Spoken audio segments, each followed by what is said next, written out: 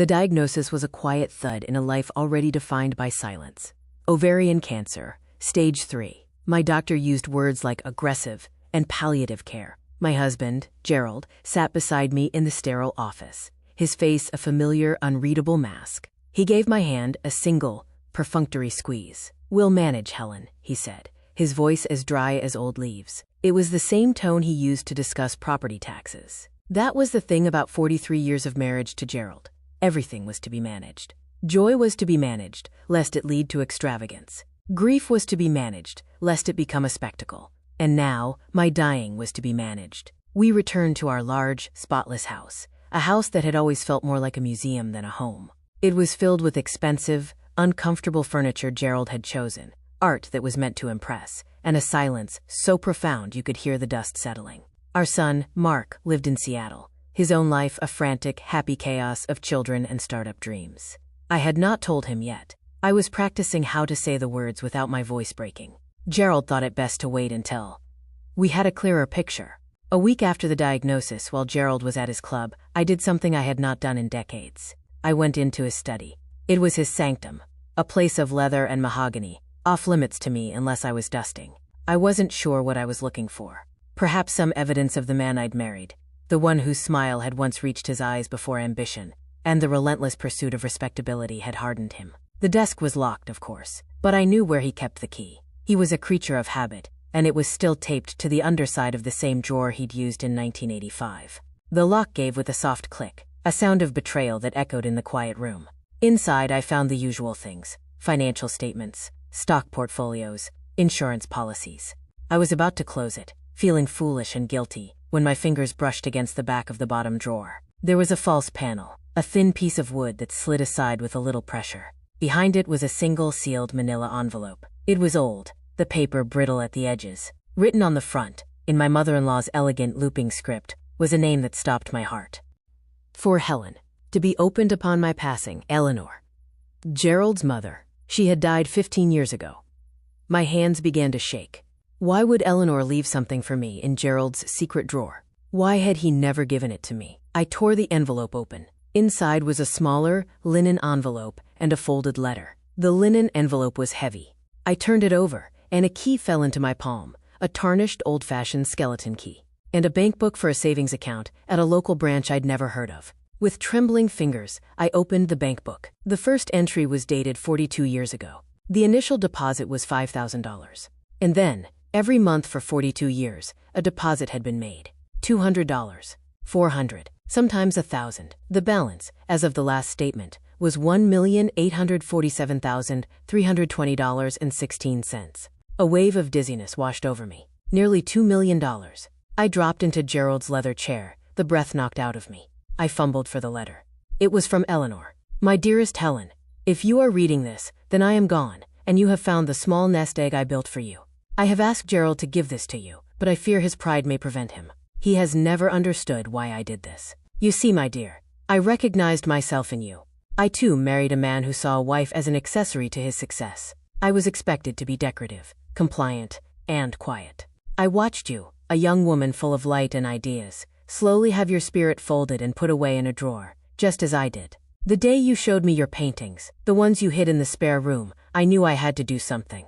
This money is not from the family fortune. That is Gerald's world. This is from me. I started it with the small inheritance my own mother left me, hidden from my husband. Every month from the household allowance I was given, I skimmed a little. I sold some jewelry he never noticed was gone. It was my quiet rebellion. It was my freedom fund. But my time for freedom passed. Yours does not have to. This money is yours, and yours alone. Use it to leave if you wish. Use it to paint. Use it to live the life you were always meant to, away from the crushing weight of their expectations. Do not let them tell you it is too late. It is never too late. With all my love and hope, Eleanor.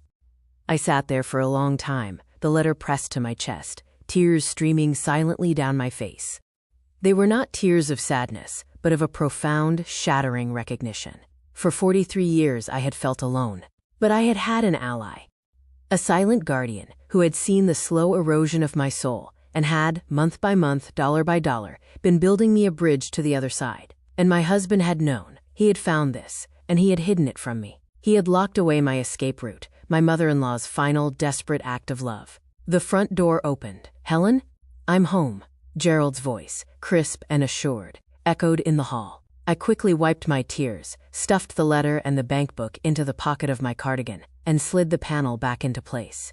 I was locking the desk when he walked into the study. He stopped, his eyes narrowing. "What are you doing in here?" "Dusting," I said, my voice remarkably steady. He looked at the key in my hand, then at the desk. A flicker of something, panic, crossed his face before it was smoothed away by his usual condescension. "You know I don't like you touching my things. The cleaning girl can do it." "Of course," I murmured, lowering my eyes, playing my part. The docile wife, the manageable patient. That night I lay beside him in our large, cold bed, the knowledge of the letter, and the money burning a hole in my mind.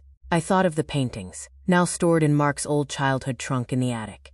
I thought of the art classes I'd wanted to take, the trip to Italy I'd dreamed of. I thought of the small studio by the sea I had once sketched on a napkin, all the dreams I had folded up and put away, believing they were foolish, that I was not worthy of them. Eleanor had believed I was. The next morning, while Gerald was at his golf game, I took the key and the bank book and went to the branch listed. The bank was small, old-fashioned. I asked for the manager.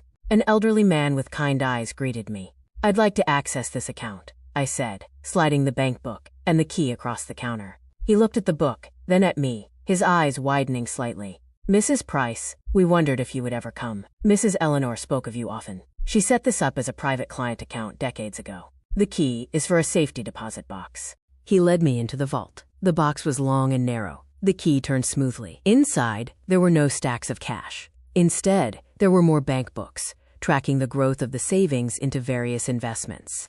And there was another, thicker envelope. This one contained stock certificates and bonds, and a deed.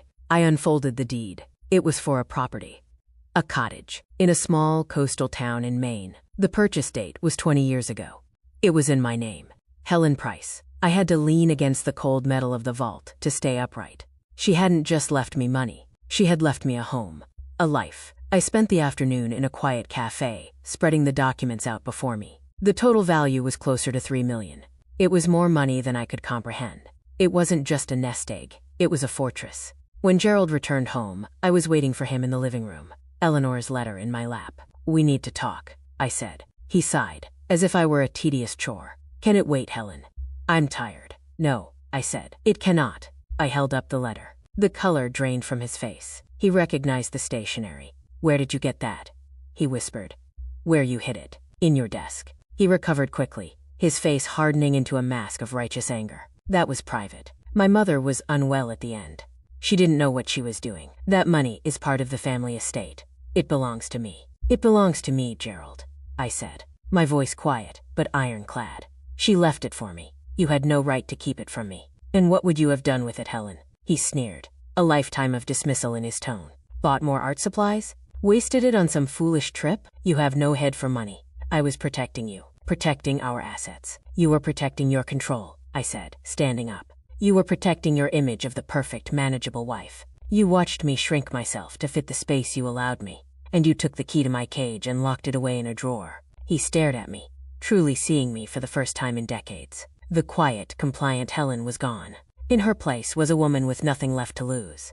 A woman who had just discovered she was rich, and free, and dying. "I have cancer, Gerald," I said, the words clear and sharp. "The kind you don't come back from." He flinched. "I will get the best treatments. We'll fight this. I will fight this," I corrected him. "But not here. Not in this museum." "What are you saying? I'm leaving." The word hung in the air, revolutionary and absolute. "You can't be serious. You're sick. You need care. I need peace. And I need to paint. There's a cottage in Maine. Eleanor bought it for me. That's where I'll be." The following weeks were a blur of quiet, determined activity. I hired a lawyer, a fierce woman named Sarah, who looked at Gerald with undisguised contempt. My inheritance was legally, incontestably mine. I packed a single suitcase. I did not take any of the jewelry Gerald had given me, or the expensive clothes. I took my old painting smock, my brushes, and the photographs of Mark and my grandchildren. The day I left, Gerald stood in the foyer, a lost, bewildered man. The foundations of his controlled world were crumbling. "After everything I've given you," he said, his voice hollow. "This house, this life." "You never gave me a life, Gerald," I said softly, opening the front door. You gave me a role to play. Eleanor gave me back my life. I did not look back. The cottage in Maine was small and weathered, perched on a cliff overlooking the Atlantic. It was everything our sterile house was not. It was filled with light and the sound of the sea. The first thing I did was set up my easel by the large front window. I started chemotherapy at a small, excellent hospital nearby. The nurses were kind. They called me the artist. I did not hide my diagnosis from Mark. I told him everything: the cancer, the money, the cottage, the decades of quiet desperation. He cried, and then he booked a flight for him and his family to come see me. They arrived on a bright, cold morning. My grandchildren ran through the cottage, their laughter, a sound I had never heard within the walls of my previous home. Mark hugged me for a long time. "I'm so sorry, Mom," he whispered. "I never knew." "It's not your job to know your parents' secrets," I said, stroking his hair. "It's your job to live your life. And I am finally living mine. The treatments are difficult. Some days, I am too tired to lift a brush. But on the good days, I paint. I paint the sea in all its moods. I paint the gnarled trees that cling to the cliffs. I paint the light. I am not painting for a critic, or for a show, or to decorate a wall in a house meant to impress. I am painting for me, for the girl I was, and for the woman I finally became. Gerald calls sometimes. His voice is different, smaller. He tells me about the empty house, the silence. He asks about my health. He does not ask about my paintings. I am not sure how much time I have left. A year, perhaps. Maybe 2. But for the first time in over 40 years, the time feels like my own. It is not a sentence to be endured, but a gift to be savored. The other day, a local gallery owner, a young woman with bright eyes, stopped by. She'd seen me painting on my porch. "These are extraordinary," she said, looking at the canvases leaning against my wall. "Would you consider letting me show them?" "Yes," I said, a smile spreading across my face. "I think I would. The cancer may take my body, but it cannot touch the woman I have rediscovered." Eleanor's secret was not just a fortune. It was a message in a bottle, cast across the years. You are seen. You are valued. It is not too late. And she was right. It never is.